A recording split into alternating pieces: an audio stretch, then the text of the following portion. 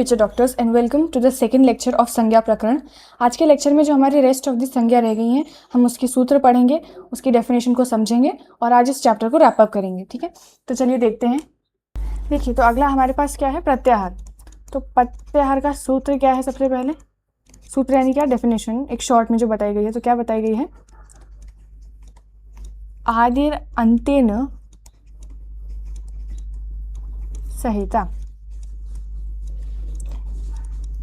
क्या अर्थ है इसका? आज इस प्रत्याहार का डेफिनेशन का मतलब क्या हुआ कि आदि यानी कि जो पहला अक्षर है, ठीक है, और अंत यानी कि जो इत संज्ञक वर्ण है। जैसे आप कोई भी प्रत्याहार लिखते हैं, उदाहरण के लिए मान लीजिए आपने लिया अच प्रत्याहार, ठीक है, तो आपके अच प्रत्याहार में जो आदि वर्ण है और जो अंत वर्ण है, तो जो अंत वाला है वो क्या है? इत संज्ञक है।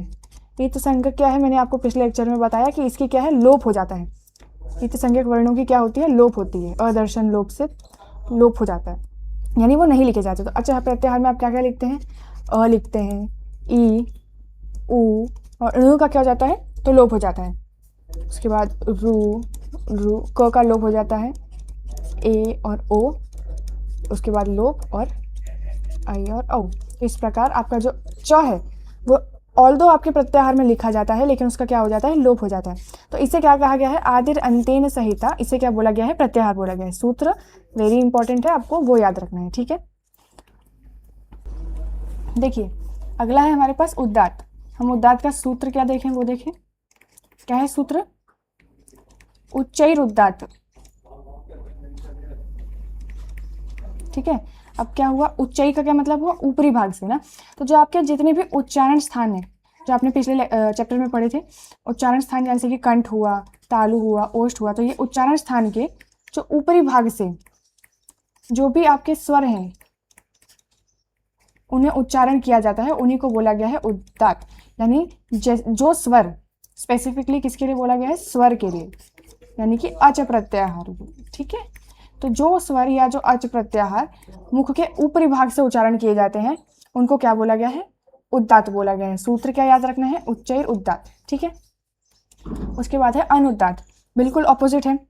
सूत्र क्या है इसका? सूत्र है निचैर अनुदात्त।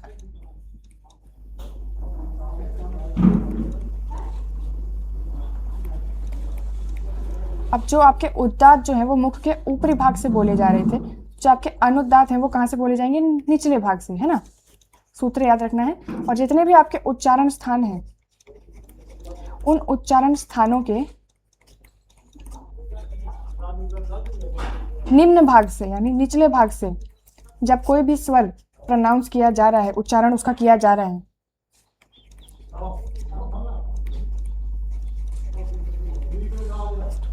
उन्हें क्या बोला जाता है? अनुदात्त बोला जाता है। ठीक है, ये भी स्पेसिफिकली किसके लिए है? स्वर के लिए या फिर अच प्रत्याहार। ठीक है, एक ही बात है। इसके बाद है स्वरित। स्वरित क्या होता है?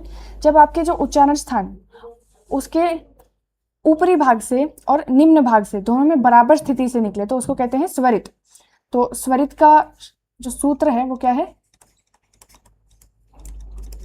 समाहार। ये सूत्र अगेन मैं बता रही हूँ, आपको बहुत अच्छे से याद होने चाहिए, बाय हार्ट होने चाहिए। समाहार स्वरितः। सम मतलब क्या होता है? इक्वल, है ना। तो क्या मतलब हुआ स्वरित का? कि जो नीचे यानी उच्चारण स्थानों के नीचे और ऊपरी दोनों भाग में सम रूप से हो, उन्हें क्या बोला जाता है? स्वरित बोला जाता है। ठीक है, किसके? तो उच्चारण स्थान के। उच्चारण स्थान के निम्न भाग से और ऊपरी भाग से जो सम मात्रा में जो आपके स्वर हैं जो उच्चारित होते हैं उनको क्या बोला जाता है? स्वरित बोला जाता है। ठीक है, इसके बाद है अनुनासिक। अनुनासिक का श्लोक या जो सूत्र है वो क्या है? उसका सूत्र देखते हैं। इसका सूत्र बताया गया है मुख नासिका वचनो अनुनासिकः। क्या है? मुख नासिका वचनो अनुनासिकः।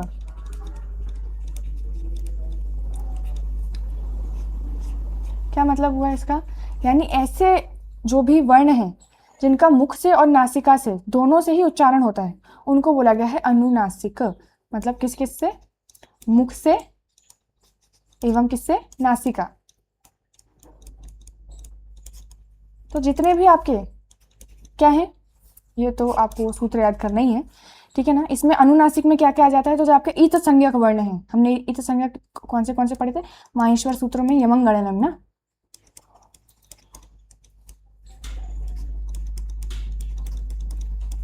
तो इनमें सब में कैसे मुख और नासिका दोनों का ही उपयोग होता है, तो ऐसे व्यंजनों को अनुनासिक वर्ण कहा जाता है, ठीक है। अच्छा, अब अनअनुनासिक क्या होगा? जो नहीं बोले जा रहे हैं, या निरअनुनासिक भी उन्हीं को बोलेंगे जो कि नाक से और मुख से नहीं उच्चारित होते हैं, ठीक है।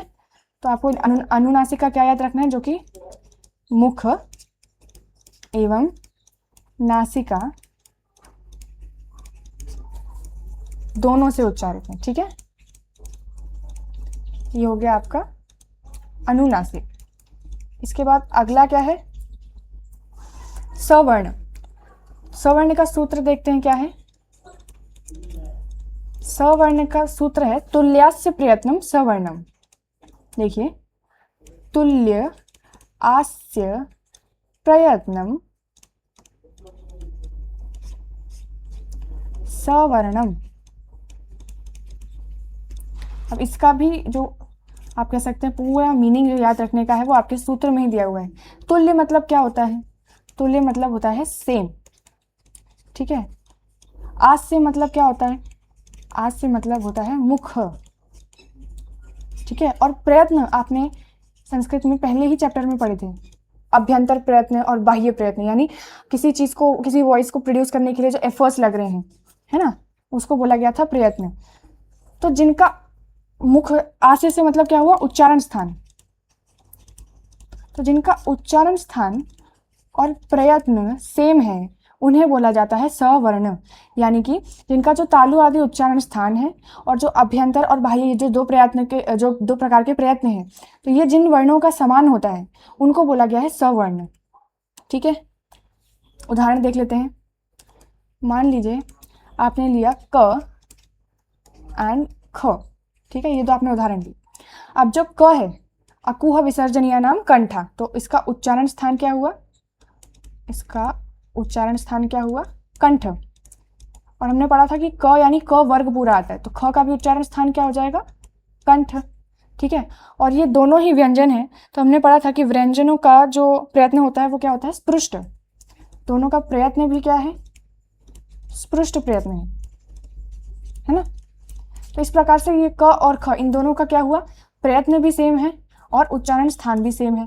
इस वजह से ये क और ख कैसे हो गए? तो ये कैसे हो गए? सवर्ण हो गए। समझे आपको? सवर्ण किसे कहा गया है? जिनका प्रयत्न यानी जो हमने दो प्रकार के पढ़े थे, आभ्यंतर और बाह्य, तो जिनका प्रयत्न और उच्चारण स्थान सेम है उनको बोला गया है सवर्ण, ठीक है। देखिए अगला है निपात। निपात संज्ञा क्या होती है? जितने भी आपके उपसर्ग हैं वो जब किसी वर्ड के साथ जुड़ते हैं, किसी क्रिया के साथ जुड़ते हैं, तब उपसर्ग कहलाते हैं। लेकिन उपसर्ग से पूर्व जो उनकी इंडिपेंडेंट एग्जिस्टेंस है उन वर्ड्स की, उनको क्या होती है? निपात संज्ञा प्राप्त होती है, ठीक है। यानी जब वो इंडिविजुअली जस्ट एक वर्ड है तब उन्हें निपात कहा गया। तो इसका सूत्र क्या होता है? आपको वो है जो इंपॉर्टेंट याद रखना है। सूत्र क्या है? च आदयो असत्वे या फिर प्र आदय, दोनों सही है। क्या क्या है? च आदयो असत्वे और प्र आदय। प्र आदय क्यों बोला गया है? क्योंकि प्र आदि जितने 22 उपसर्ग हैं, मैं यहाँ पे 22 उपसर्ग मेंशन करती हूँ ताकि आपको अगला पॉइंट जब आप उपसर्ग पढ़ेंगे तो भी सेम ही है। ये जो 22 उपसर्ग हैं या मैं नेक्स्ट में मेंशन करती हूँ, तो ये जो 22 उपसर्ग हैं प्र आदि, इनको ही क्या है? निपात संज्ञा है, ठीक है। कौन से 22 उपसर्ग हैं? तो पहले उपसर्ग का सूत्र देख लेते हैं क्या है। तो उपसर्ग का सूत्र है हमारे पास उपसर्गः क्रिया योगे। यानी उपसर्ग कब हो जाता है? जब ये जो आपके प्र आदि आपके पास 22 जो निपात संज्ञा वाले हैं, जब ये किसी क्रिया यानी कोई टास्क है, कोई कर्म है, तो जब वो क्रिया के साथ जुड़ते हैं तो उन्हें कौन सी संज्ञा प्राप्त होती है? उपसर्ग। मतलब बेसिकली नाम है, इंडिपेंडेंट रह रहे थे तब उन्हें निपात बोला गया, फिर वो जब किसी के आगे जुड़ गए क्रिया के साथ तो उनको उपसर्ग बोला गया। ठीक है, तो उपसर्ग क्रिया योगी। कितने उपसर्ग हैं? 22 उपसर्ग हैं। ठीक है, वो 22 उपसर्ग कौन से हैं? ट, परा, अप, सम, अनु, अव, निस, निर, दुस, दुर, वि, आम, नि, अधि,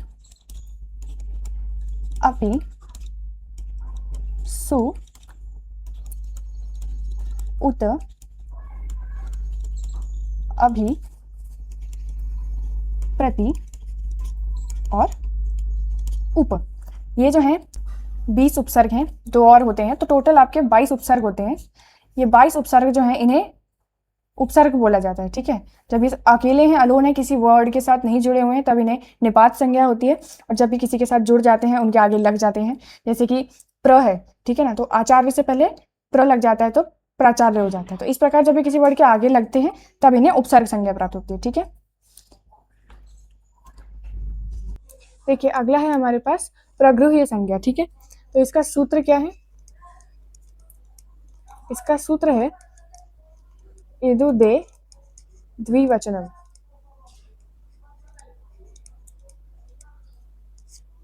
इंपॉर्टेंटली इसका आपको सूत्र याद रखना है, समझना इतना इंपॉर्टेंट नहीं है, आपको सिर्फ सूत्र जो है वो एमसीक्यू के पॉइंट ऑफ व्यू से याद रहना चाहिए कि इसका सूत्र क्या है। तो इदु दे द्विवचनम प्रगृह्यम। अब इसके अनुसार होता क्या है, जितने भी आपके इकारांत, उकारांत और एकारांत, ये जो शब्द हैं, जैसे आप अकारांत उकारांत देववन माला याद करते हैं ना, ऐसे इकारांत उकारांत और एकारांत, ये जो शब्द हैं इनको क्या होती है, यही प्रगृह्य संज्ञा प्राप्त होती है। ठीक है, इनकी प्रगृह्य संज्ञा होती है, किसकी? इकारांत, एकारांत और उकारांत की। ठीक है, उदाहरण के लिए जैसे कि हरि, तो ये बड़ा ई है ना, तो हरि एतव। विष्णु, तो विष्णु में बड़ा ऊ हुआ ना, दीर्घ ऊ, तो विष्णु ईमो। ऐसा सूत्र इंपॉर्टेंट है, सूत्र याद रखिए, ज्यादा डीप में एक्सप्लेनेशन नहीं याद रहता, कोई बात नहीं। अच्छा, अब धातु किसे कहा गया है? तो धातु का सूत्र क्या है? धातु का सूत्र है भूवादयो धातवः। भूवादयो धातव, अब तो वैसे संधि हुई है, नहीं तो भू आदि जो है उन्हें क्या बोला गया है? धातु बोला गया है। तो जितने भी क्रियाएं हैं, जैसे आपने पढ़ा है संस्कृत में कि कोई भी, मान लीजिए आपने शब्द बनाया, तो वो शब्द किस प्रकार से बनता है? पहले मूल रूप से उसमें धातु रहती है, धातु जो है वो क्रिया है एक तरीके से। ठीक है ना, तो जो धातु है उसके साथ प्रत्यय जुड़ता है और उसके बाद भी कोई शब्द बनता है। ठीक है ना, तो ये जो मुख्य क्रिया वाली हैं धातु, उन्हें बोला गया है। ठीक है, इसका सूत्र क्या है? भू आदयो धातव। तो क्रिया का बोध कराने वाली जो भू आदि हैं उनको क्या होती है? धातु संज्ञा प्राप्त होती है। ठीक है, और इसका आपको सूत्र याद रखना है। ठीक है, इसके बाद है आगम। ये एग्जाम में नहीं पूछी जाती है, बट फिर भी एक बार आपको पता होना चाहिए। तो इसका सूत्र क्या है?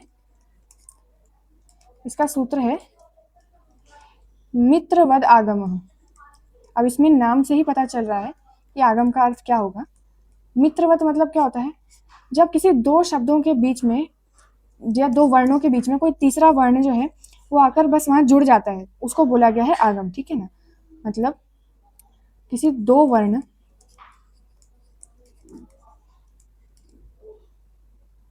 के साथ अन्य वर्ण का जोड़ना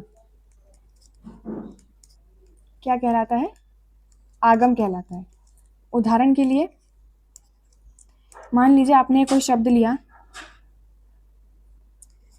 वृक्ष और छाया, ठीक है। अब जब आप इसे लिखेंगे तो टोटल कैसे लिखेंगे, पूरा एक साथ मिला के वृक्ष छाया। अब यहाँ ये जो च है ये आपके दो शब्दों के बीच में जाके बैठा है ना, इसी को बोला गया है आगम। किसी को उसने रिप्लेस नहीं किया, ठीक है ना। इसे थोड़ा सा मॉडर्न से भी आप रिलेट कर सकते हैं, जहाँ पे आपने जब प्रोटीन्स के बारे में पढ़ा था तब आपने पढ़ा था कि एक जो होता है वो रिमूव करता है सबस्ट्रेट को, फिर वहाँ लगता है, और एक जो होता है वो दूसरी साइड जाके लगता है। तो उसी प्रकार से ये है, थोड़ा सा रिलेट करने के लिए, कि ये जो आपके वृक्ष छाया है इसमें दो शब्द थे, उसके बीच में च आके बस वहाँ लग गया, उसने किसी को रिप्लेस नहीं किया ना, तो ये हो गया वृक्ष छाया, ठीक है। इसे बोला गया है आगम। अगला है आदेश, ठीक है। तो आदेश का सूत्र क्या है, इसका सूत्र है शत्रुवद आदेश। क्यों बोला गया है, क्योंकि जैसे पिछले वाले में क्या था, मित्रवत क्यों बोला गया था, क्योंकि वो वहां से किसी को रिप्लेस नहीं कर रहा था। शत्रुवद आदेश क्यों बोला गया, क्योंकि वो एक वर्ड के स्थान पर, यानी किसी एक वर्ण को हटाकर उसी के स्थान पर क्या आ जाना, नया वर्ण आ जाना, उसको बोला गया है आदेश, ठीक है। उदाहरण के लिए मान लीजिए आपने वर्ड लिए दो, यदि और अपि, ये दो शब्द लिए आपने, और इनको मिला के यहाँ जो ई है, छोटी ई, इसके स्थान पे संधि से क्या आ जाता है, यह आ जाता है, तो यहाँ क्या बन जाता है, यद्यपि, ठीक है ना। तो यहाँ पे ई से जो ये आया है, ये क्या हुआ, आदेश हुआ, मतलब इसने ई को क्या किया, रिप्लेस किया। तो जब कहाँ पे रिप्लेसमेंट होगा तो उसे बोलेंगे आदेश, ठीक है। देखिए उपधा, उपधा क्या होता है, नियर, ठीक है, पास में। तो सूत्र क्या है उपधा का, अलो अंत्यात, अलो अंत्यात पूर्व उपधा, मतलब जो लास्ट का आपका वर्ण है उससे पिछले वर्ण को उपधा जो है संज्ञा प्राप्त होती है, ठीक है। ये एग्जाम पॉइंट ऑफ व्यू से इतना इंपॉर्टेंट नहीं है, बट क्योंकि आपके सिलेबस में है, बुक में दिया है, तो मैं एक बार एक्सप्लेन कर देती हूँ बस। उपधा किसे कहा गया, मान लीजिए आपने कोई, उदाहरण के लिए आपने कोई शब्द लिया चिंत, ठीक है। अब जो आपका चिंत है इसमें अंतिम वर्ण क्या हुआ, इसका अंतिम वर्ण है त, ठीक है, त वर्ण है। उपधा किसे कहेंगे, त से पूर्व, त से पूर्व क्या है, न, तो ये न क्या हुआ, त से पूर्व वाला, अंतिम से पूर्ण, तो चिंत में न जो है उसको उपधा है, ठीक है, यानी अंतिम से पूर्व वाला वर्ण, अंतिम से पूर्व वर्ण क्या कहा जाएगा, उपधा कहा जाएगा, ठीक है। देखिए लास्ट है आपका निष्ठा, तो निष्ठा क्या है, जो आपका त और जो आपका तवतु प्रत्यय है, ठीक है, ये जो आपके दो प्रत्यय है ना, इनको क्या होती है, निष्ठा संज्ञा, मतलब इन्हें निसंज्ञा मतलब क्या, नाम हुआ ना, तो इन्हें बस इन दो प्रत्ययों को क्या कहा जाता है, निष्ठा कहा जाता है, बस इतना ही याद रखना है, ठीक है। तो ये आपका यहाँ पे संज्ञा प्रकरण खत्म होता है। इससे रिलेटेड अगर आपको कहीं भी कोई भी डाउट है तो आप मुझसे मेरे कमेंट सेक्शन में पूछ सकते हैं। आपको इसे बुक से थॉरोली रीड करना है, ठीक है, और इसके जो सूत्र हैं वो बहुत अच्छे से याद करने हैं, क्योंकि सूत्र जो है बहुत इंपॉर्टेंट है, एमसीक्यू में, यूनिवर्सिटी में पूछे जाते हैं।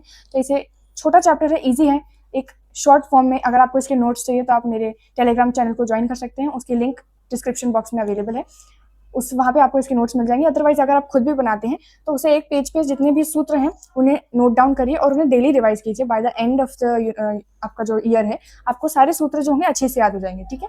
अब इसके बाद हम अपना नेक्स्ट चैप्टर देखेंगे। Thank you.